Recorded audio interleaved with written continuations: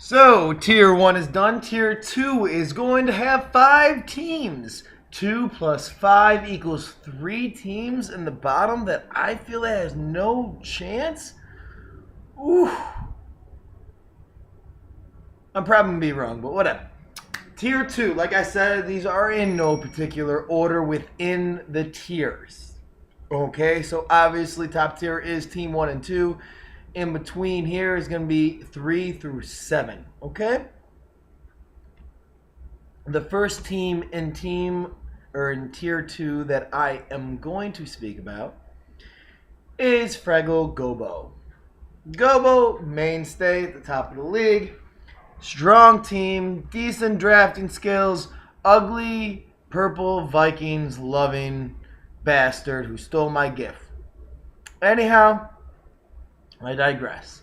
To his team. He has Stafford, LaShawn McCoy, who was a keeper, Jamal Charles, keeper, AJ Green, keeper. Okay? So he picked up Stafford, Jamal Charles, Lamar Miller, Randall Cobb, Jordan Cameron, Steelers defense, and Greg Zerloin, which is the leg. Legatron, as they try to say for a little bit of time. Really stupid. He also picked up Gronkowski for his bench. Could really, really pay off in the end. We'll see.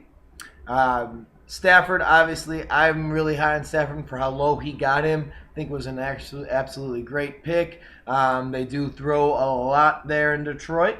LaShawn McCoy, 20th overall running back last year. Look for him to jump in the top 10 with Chip Kelly's system. A lot of running, a lot of unique running. Jamal Charles, if he stays healthy, look for him to have a monster year. I hope he does. I never like to see anybody hurt. When he first tore his ACL, when he was on Josh's team, like everybody gets hurt on Josh's team, I picked him to be the number 1 running back. I definitely think he's top 10 this year. Lamar Miller. If all the hype about him that I've been hearing is true, he's going to be really solid. We'll see how he is as a full-time pick. I definitely think he might be someone that you're going to be able to switch on and off, and kind of see how he rolls along in the season. But he can be up and down. AJ Green for Cincinnati. I like him actually more this year than I did last year. It really seems that division is weakening, especially on the defensive side. Baltimore, not as strong defensively anymore. Pittsburgh, old and not very good defensively anymore. They really look like a lot strong. And then Cleveland, I think, is the only real good defensive team in that division. So look for AJ Green to have a real good year. I think he's going to be top 5, even top 2, right behind Megatron, of course. And then his other receiver, Randall Cobb. Like Cobb, a lot of people forgot about him. Where he got him, great value. I don't think he's going to win many games, but he should be able to give you consistent enough points. Torrey Smith, where you got Torrey Smith, great on the bench, love him. We'll see how he does, being more the feature receiver now that Bolden's gone. T.Y. Hilton, actually, I think can maybe earn his way into your starting rotation as the season goes along, rather than just a fill-in for the buys. And that's more Bryce Brown, which could look really good, nice as a handcuff to McCoy. And Pierre Thomas, I don't really like him this year. I think there's actually younger free agents out there that might have a brighter upside for later. Either way, Gobo, you look good in the middle tier. You definitely can make the playoffs.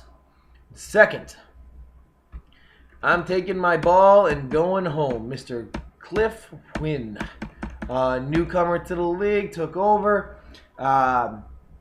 He kept Arian Foster, Chris Johnson, and Maurice Jones-Drew.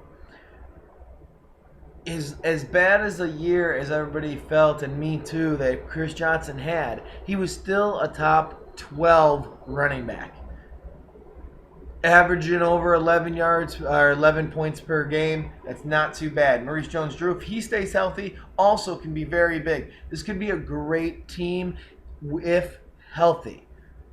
a great team if healthy, and that goes with Foster as well. At quarterback, he picked up Russell Wilson, who I really do like. However, he was 11th last year, which wouldn't put him as a starting quarterback this year. Um, and he did play all year. He had actually a really great year. We'll see how it happens with people adjusting to him a little bit. I think that Wilson is great and he's a very good player. I just don't know how he's going to do fantasy wise. He doesn't throw as much as a lot of other quarterbacks that were out there when Wilson got picked. Marquez Colston, like Marquez, I really do love Marquez. He was on my team when I won a championship. However, in New Orleans, Bree spreads it around so much, which is great for real football, but for fantasy, you'll pull your hair out when you see the Saints having 82 points and Marquez Colston only having 6. Jordy Nelson, really like Jordy Nelson for Green Bay. He'll do really well. Jermichael Finley, I'm not a big believer in him. I definitely would have gone somewhere else on him. I did think you're definitely a little bit short on your bench. D'Angelo Williams, really don't like D'Angelo. Cecil Shorts, like him, but don't like his quarterback. Mike Williams, we'll see which Mike Williams shows up this year. Eli Manning is always a good quarterback just to keep around. Great for fill-ins and also when they're playing someone really horrible. Other than that, definitely think this team can go somewhere if they stay healthy, obviously. Maybe a few pickups throughout the year and maybe a breakout by one of those youngins on the bench. Next team, Team Dershfall. Auto pick, but he got lucky with auto pick. He had some trades beforehand. Of course, he kept Aaron Rodgers, Matt Forte, and Demaryius Thomas.